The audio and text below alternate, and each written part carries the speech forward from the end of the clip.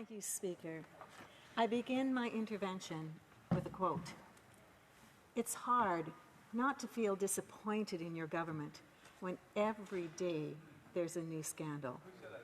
Speaker, these are the prophetic words of the Honourable Member for Papineau, our current Prime Minister of Canada. And how true those words ring today. After 9 years of scandal, corruption, and Liberal entitlement, the business of the House has been put on hold to discuss a new scandal of monumental proportions, the Green Slush Fund.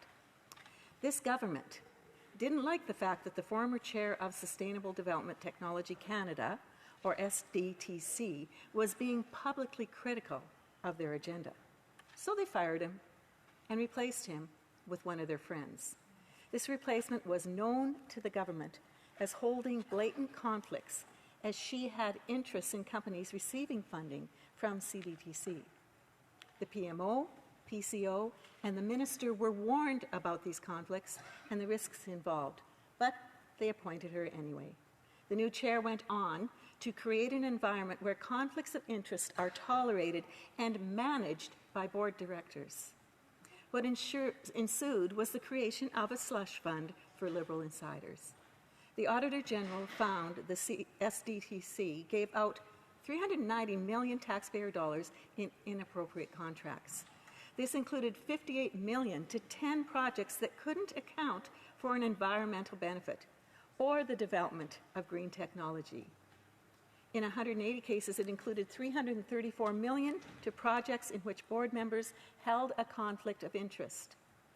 All the while, senior Industry Canada officials witnessed these conflicts but did not intervene. The Auditor General herself placed the blame directly on the industry minister, who did not sufficiently monitor the contracts that were being given out. The minister was going further than that. He was actively covering up the existence of these shady deals. Where he failed, this side of the House attempted to deliver some form of accountability for taxpayer money. Before adjourning for the summer, this House adopted a motion calling for documents related to SDTC to be turned over to the RCMP for review. At no point in the motion did it say that the instructions were optional. At no point did it instruct the government to redact information. And as you know, Speaker, the House enjoys the absolute and unbound power to order the production of documents, period. You found that this government's refusal to properly comply with the House order constituted a breach of privilege. That's our government. This wasn't a simple mistake by this NDP Liberal government. It was a calculated maneuver to avoid the discovery of any potential criminal activity that may have occurred under this government's watch. The SDTC whistleblower had suggested as much. They admitted that the Auditor General's investigation only scraped the surface, and if her investigation was focused on the real intent of those transactions, of course they would find criminal activity. And Speaker, thank goodness, breaking news yesterday, the RCMP has announced that they will be investigating, and of course they have full authority to substantiate any criminal activities that occurred within this organization. The fact that the NDP Liberals have tried to cover them up and prevent Parliament from shining a light on these transactions is a serious, serious indictment of their disdain for our democratic system. For the sake of our country and our reputation around the world, I wish the Green Slush Fund was the only case of corruption and disrespect for Parliament. Now it's been 2 speakers who have ordered the government to produce documents requested by this House, by this Parliament, and on both occasions, Liberals have failed to do so. The former Speaker found that the Liberals breached parliamentary privilege when they refused to produce House-ordered documents regarding the transfer of Ebola and Hennepa viruses from the Winnipeg lab to the Wuhan Institute of Virology, and the subsequent revocation of security clearances of 2 Chinese nationals. For the Prime Minister, the Conservatives wanted to know why 2 scientists with deep connections to the Chinese military were even able to obtain high-level Canadian security clearances and conduct work with dangerous viruses. What was this government's reaction? They thumbed their noses at Parliament. Conservatives ensured that the president of the Public Health Agency was called to the bar of the House of Commons to be reprimanded by the Speaker, something that this Parliament has not had happen in over 100 years. Also related to the pandemic was when the Prime Minister decided to use it for his own partisan gain.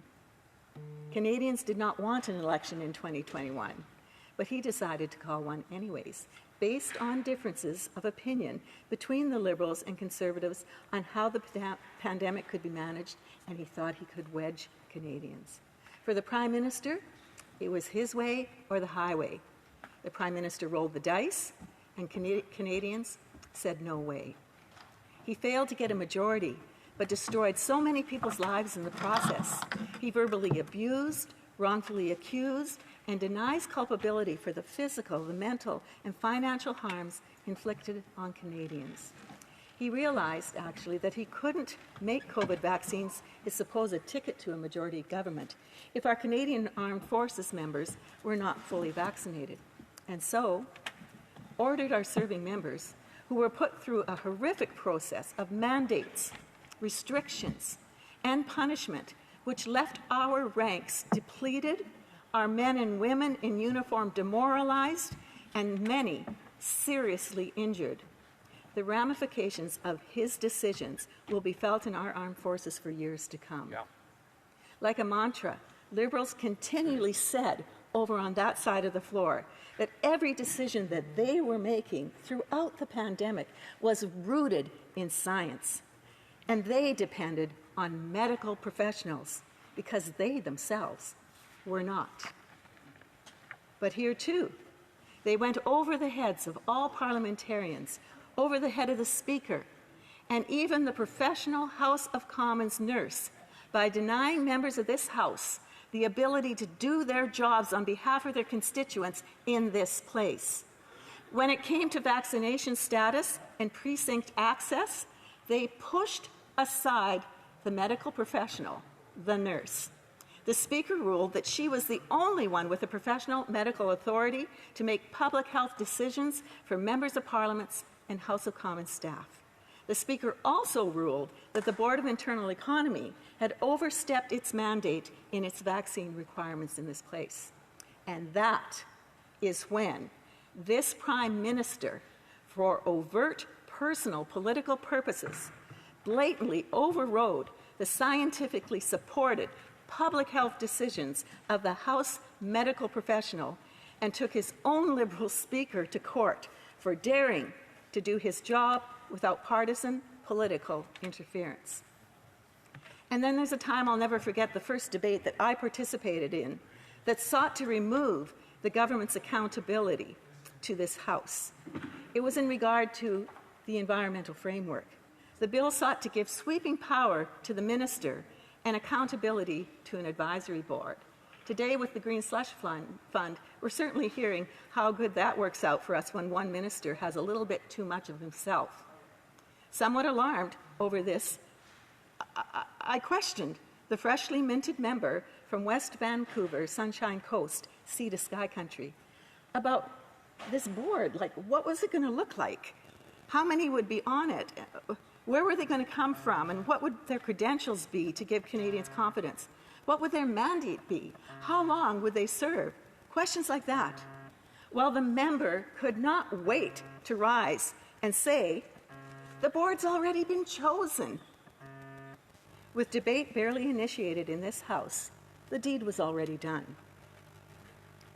Speaker, from the Green Slush Fund to this government's management of the pandemic, to the obsession with appointing oversight bodies with little or no accountability to Parliament, these Liberals have a very unhealthy tendency to take more and more rights and responsibilities away from opposition in the House and giving more and more power to ministers and outside governing bodies that are not accountable to this place.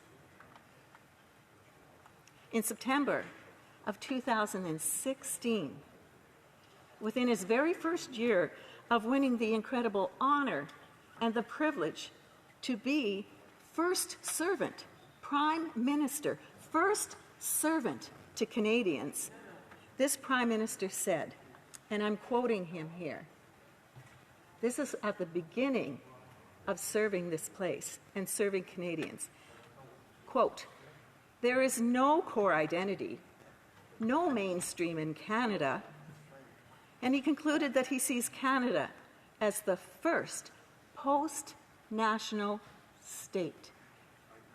I don't think he went to Canadians on that. These are all ideologies, behaviors, conscious decisions that are made by this government, made by this Prime Minister, to obscure and deny the depth of their political corruption. These are decisions that are made with no regard for what is best for Canada. Parliament is just an inconvenience for this Prime Minister, and it always has been. Only common sense Conservatives will end the NDP Liberal corruption. We will end their attack on Canada's sovereignty, on our institutions, on our way of life, on our democracy and rule of law, and we, on behalf of Canadians, the Conservative Party of Canada, will get the answers that Canadians deserve. They are asking for answers, and they want them. This member from Papineau and every member of this NDP Liberal government has absolutely failed in their duty to be accountable to Canadians, and Canadians have had enough. We keep hearing about, well, we need to listen to Canadians. Believe me, Madam Speaker, we have. They only have one thing that is absolutely top of mind, and that is to remove this Prime Minister and his corrupt government. Taxes are up, way up. Costs are up, way up to where Canadians cannot afford the basic things in life, and they are struggling. Crime is up, like over 100% in so many areas. What they are doing to this country is so regressive. It's regressive. It's not progressive. It is regressive. It is destroying our nation. And Canadians are saying their time is up.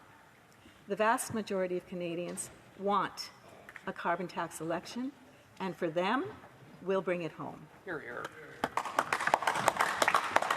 Questions and comments. The Honourable Parliamentary Secretary to the Government House Leader. Yes, thank you, Madam Speaker. I get it. The member personally doesn't like the Prime Minister. And if you listen to what it is that she's talking about, she's using the issue of so-called corruption or scandals as a way to express a great deal of frustration that the member has towards the Prime Minister. But let me remind the member that Stephen Harper, and I made reference to this earlier today, when you talk about scandals, Stephen Harper and the Conservative government takes it by a country mile. We can talk about the anti-terrorism scandal, we can talk about the Phoenix scandal, the G8 spending scandal, the ETS scandal, the F-35 scandal, the Senate scandal, the multiple election scandals. These are all things in which her holier-than-thou Conservative Party, with their leader, Stephen Harper, were deeply engaged in. And unfortunately, it wasn't until the latter couple of years that Stephen Harper actually came up with the Ethics Commissioner, because he was so pathetic when he was the Prime Minister that he had to try to justify that he does have ethics. That's one of the reasons why he brought it into place a couple of years before he actually left, or I should say he was kicked out of office. I'm wondering if she has any thoughts in terms of how unethical the Conservative government was, and how the Stephen Harper drove the economy, in particular our manufacturing industry, into the economy, and so many other things that motivated Canadians to kick Stephen Harper out of office. The Honourable Member for Yorkton Melville. Thank you, Madam Speaker. You know, I'm a mom, and I'm a grandma. It's awesome, isn't it? It is. But you know what? I can guarantee that everyone in this House that when one of my kids was out of line, I didn't let them try and redirect, because this government is in power. And I can assure the member across the floor, every Canadian is hypersensitive now and hyper-aware to the shenanigans of this government. I know that in this place that we can't say that people lie. I think that is the one thing that we can we will never truly represent Canadians in this place when that is allowed. And to the extent that it happens, it means that debate in this House is not real. And what came out of that member's mouth was not accurate. But what they are doing clearly is, because they are before their own speaker, they are being challenged by the RCMP left and right and being investigated because they are doing things untruthfully. When you can stand in this place and say those things, I know that it is just reinforcing in the hearts and minds of Canadians that this Liberal government has got to go. The Honourable Member for Saint-Jean. Thank you, Madam Speaker. I thank my colleague for the speech. There was a request that documents be given to the RCMP, but the RCMP has the ability to seek information and receive it if it wishes in the context of investigations. But this House only has power through the chair or through the recommendations of committees. The role that we have as opposition MPs is different from the role of the RCMP. Our role is to hold the government to account. Our role is to get information for the public, but our role is different from anything in a criminal context where the RCMP could be involved. So could my colleague speak about the importance of political parties in the House and also about the fact that the government is not currently giving us what we need in order to do our role properly? Yes, we have the privilege and the responsibility in this place to call for those documents, to demand those documents. And that is what we are doing here in requiring this government to stop digging in its heels and pretend that they don't have to respond the way that every other government has needed to respond in these kinds of circumstances. I'm sorry, but there's no way that we should ever let up on them being required to do what they have been demanded to do by this House. Honourable Member for Windsor West. In April of 2010, then Speaker Peter Milliken ruled with regards to the Afghan detainee documents that the Harper government would not release at that time. We had a series of different interventions from diplomats and other whistleblowers and so forth, and Parliament then had a motion pass, and then the Speaker ruled on that in 2010. To my colleague, why was there not an attempt to correct this behavior from the Conservative government at that time under Harper, so we didn't have to relive what we're reliving right now? Because if we actually would have followed through with recommendations and we would have followed through with the path forward that the then House of Commons wanted to go and the Speaker was ruling by Milliken, we wouldn't be in this situation. So we're here. And what took place on the Conservative benches from that time when we actually had the Milliken response and decision to then the end of their government record and not cleaning up this fiasco where we can't get the documents that they actually seek today, that we seek and the Bloc seeks as well? Honourable Member for Yorkton Melville. Well, I thank the member for the question. However, I know that it was already asked, and my fellow colleague who serves as our Shadow Minister for Defence gave a very accurate response to that question. And when it comes to our armed forces, believe me, it is very important in my heart and mind as well. And let's face the facts. An election was run on that issue, and we won. The Honourable Member for South Shore St. Margaret's. Thank you, Madam Speaker. I'm going to ask a question to put a little more detailed flavor on this so people watching understand. The handpicked chair of SDTC, Annette Verschuren, handpicked by the Prime Minister, was put in place after the previous chair complained about the government. She tried to get $6.8 million for the Verschuren Centre at Cape Breton University from the Slush Fund, which she chaired. The Investment Committee said, oh no, that's a conflict, but guess what the Investment Committee said? The Investment Committee said, we'll use the employees here to help you get the money elsewhere. So the chair actually used the employees of the Green Slush Fund to get a further $10 million for the Verschuren Centre from Industry Canada and ACOA. And that's the least of the corruption. But that's a very specific instance of what these Liberals are trying to cover up with their hand-picked chair. So I'd like to ask the member what she thinks about that and why they're trying to prevent those documents from going to the RCMP. Honourable member for Yorkton Melville. Well, I thank my colleague for the question and apologize to some degree for not focusing as much as perhaps I should have on the Green Slush Fund, because it is a story unto itself that shows just the depth of inappropriateness, I don't know which words to use, to describe what these people are willing to do to fill their own pockets and the pockets of those that are part of their elite group.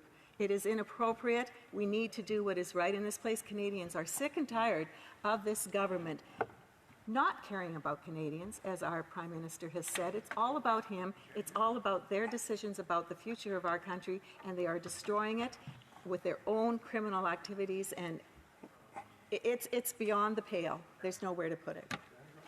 Questions and comments. The honourable member for Parkland. Oh, sorry. Sorry. Yes. Sturgeon River Parklands, yes. Thank you for the opportunity to speak, Madam Speaker. And I know some members of this House will remember, those who were here in 2004, my former mentor and predecessor, Member Parliament John Williams, who was the chair of the Public Accounts Committee during the ad scam scandal. And I know everyone will be very sad to hear that John sadly passed away this past summer. However, John always told me in our many meetings together that one of the things that separates developed, successful countries like Canada has been is having accountability. For him, that was his go-to word, accountability. And I wonder if the member can talk to us about what happens when we don't have accountability, when governments are not held accountable. In fact, John founded an organization called Global Organization of Parliamentarians Against Corruption, so that we could bring accountability across the world to all of these nations where corruption was rampant. Can the member tell us what happens when parliamentarians don't take a stand and hold governments accountable when they're doing corrupt things? Thank you, Madam Speaker. Honourable member for Yorkton Melville, very brief answer. Okay, well, I really do appreciate the comments and the question. The truth of the matter is, if we do not hold these people to account, Canadians will suffer even more than they already are.